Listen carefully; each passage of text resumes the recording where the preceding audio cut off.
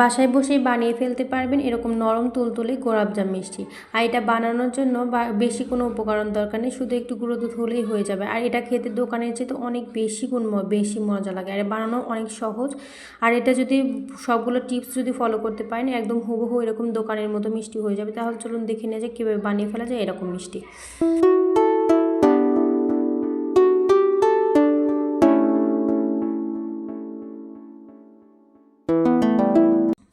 তো hello everyone, আসসালামু আলাইকুম। সকলে কেমন আছেন? আশা করি সকলে ভালো আছেন। আলহামদুলিল্লাহ আমি অনেক ভালো আছি।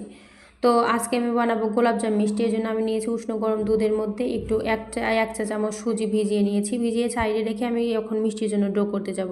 এজন্য আমি নিয়ে নেব 1 কাপ গুঁড়ো দুধ দেবো, তারপরে দেবো হচ্ছে 1 চা চামচ ময়দা, এবং ময়দা দেওয়ার পরে হাফ চা চামচ দেবো বেকিং পাউডার। দিয়ে সুন্দর করে আমি এটাকে সুন্দর করে মেখে নেব, যাতে করে কোথাও কম বেশি না থেকে যায়। তারপরে এটার মধ্যে আমি দিয়ে দেব 2 চা চামচ সাদা তেল। আপনারা এখানে ঘি ব্যবহার করতে পারেন, আর তবে আমি সাদা তেল ব্যবহার করেছি। তো এটাকে আমি তেলটাকে সুন্দর করে মেখে নেব, যাতে কোথাও দলা পেকে না থাকে। দলা পেকে থাকলে পরে মিষ্টি বানানোর সময় ভালো হবে না। তো এটা দেখেন দলা পাকানো সব পরিষ্কার করে হয়ে গিয়েছে। এখন আমি এটার মধ্যে দিয়ে দেবো ভিজিয়ে রাখা সুজিটা দেওয়ার পর শুরুতে দেখা যাবে যে অনেকটা নরম হবে, তবে ভয়ের কিছু কারণ নেই। কিছুক্ষণ পরে এমনি আপনি এটা শক্ত হয়ে যাবে, যেহেতু এটা গুঁড়ো দুধ তার কারণে এরকম হয়। তো দেখেন আমার হয়ে গিয়েছে। এখন এটাকে মাখতে যতক্ষণ পর্যন্ত শক্ত না হয়ে যাবে ততক্ষণ এরকম মাখতে হবে। তো এরকম দেখেন আমার ডোটা হয়ে গিয়েছে। এখন আমি ডোটাকে সুন্দর করে মেখে নিয়ে দেখেন যেরকম হবে, একদম শক্ত হবে না, একদম নরমও হবে না, যাতে মিষ্টি করার সময় যাতে ভেঙে না যায়। তো দেখা যাবে যে এটা আমি ঢেকে রেখে আমি চলে যাব এখন মিষ্টির জন্য শিরা করতে। শিরা করার জন্য আমি দিয়েছি 1 কাপ পরিমাণে চিনি। আর এটার মধ্যে চিনি আপনারা বেশি বাড়িয়ে কমে দিতে পারেন, যেহেতু মিষ্টি একটু কম করবো যার কারণে 1 কাপ দিয়েছি। তো দেওয়ার পরে আমি দিয়েছি ওই কাপে অনুযায়ী 1.5 কাপ পানি। 1.5 কাপ পানি দেওয়ার পরে আমি এটা 2টা এলাচ দিয়েছি। এলাচটা থেতো করে নিয়ে ভিতর থেকে বীজ ফেলে দিয়ে আমি এটাকে দিয়ে দিয়েছি। তো এটা গরম করে হয়ে গেলে আমি কিছু দিয়ে দেবো জাফরান, যাতে কালো রঙটা একটু সুন্দর আসে। তো দিয়ে আমার হয়ে গিয়েছে শিরাটা সাইডে রেখে আমি চলে যাবো মিষ্টি করতে।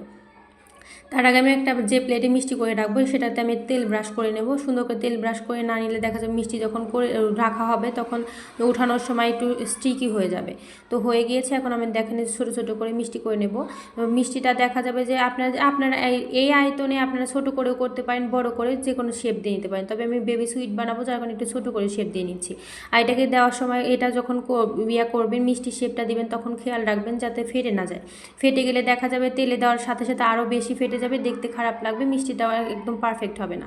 দেখেন কোথাও কোনো ফাটার অংশ নেই, যার কারণে এটা এরকমই হবে। এইরকম করে আমি আরেকটা দেখাই দিচ্ছি। এরকম একদম কোথাও যেন ফাটা না থাকে, বা একদম স্মুথ করে একটা সুন্দর করে মিষ্টিগুলো করে নেবেন।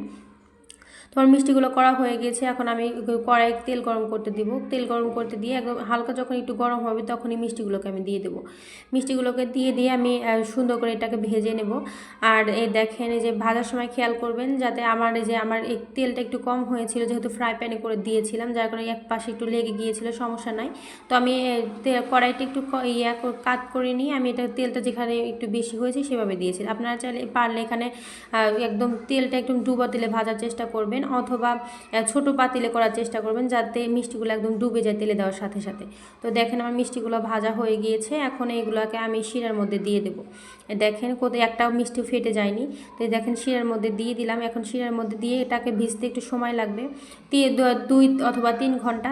3 ঘন্টা রাখলে আরও বেশি রাখলে ভালো, তবে আমি 2-3 ঘন্টা বলে দিচ্ছি, কারণ 2-3 ঘন্টা একদম পারফেক্ট হয়ে যাবে।